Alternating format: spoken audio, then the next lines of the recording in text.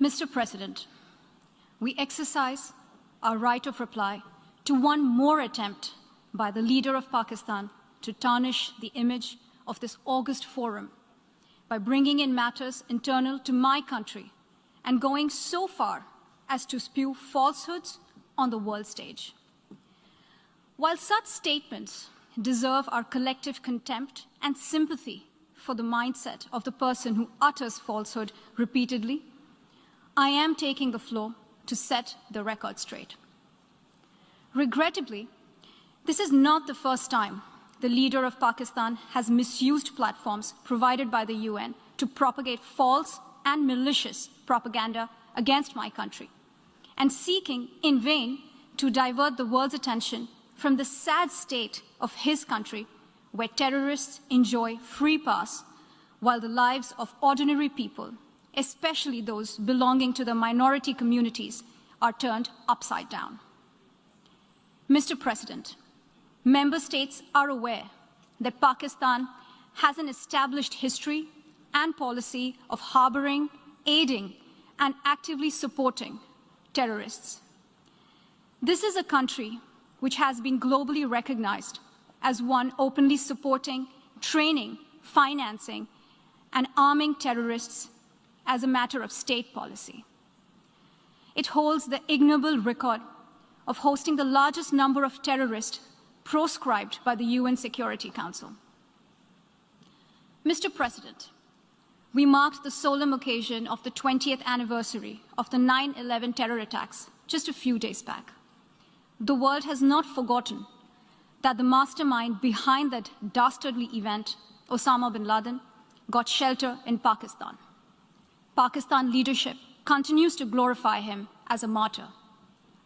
Regrettably, even today, we heard the leader of Pakistan trying to justify acts of terror.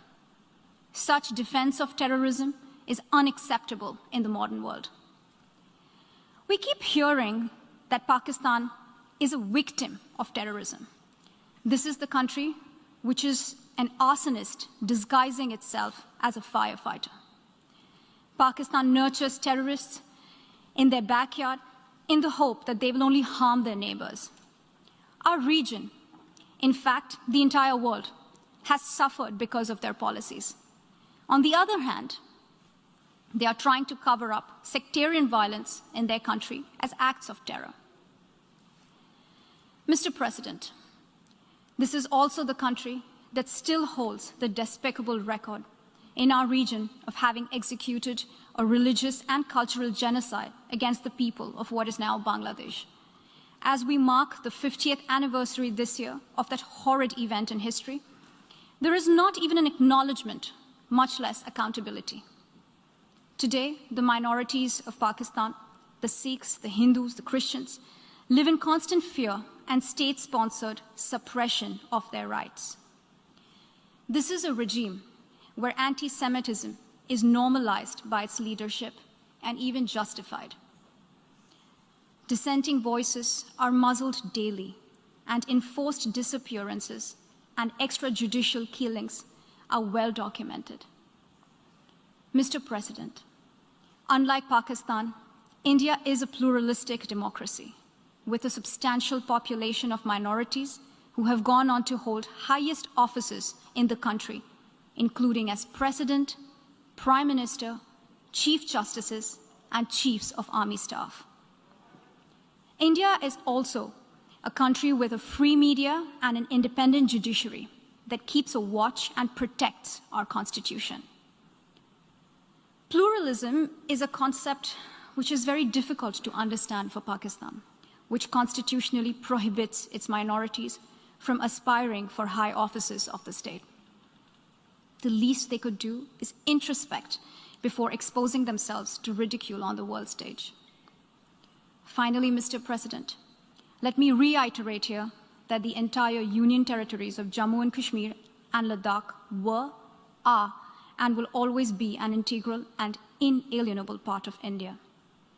This includes the areas that are under the illegal occupation of Pakistan. We call upon Pakistan to immediately vacate all areas under its illegal occupation. Mr. President, allow me to be categorical about India's position. We desire normal relations with all our neighbors, including Pakistan.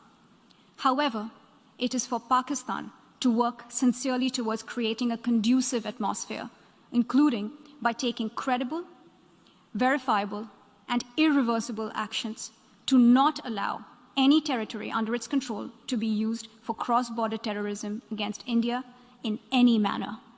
I thank you, Mr. President.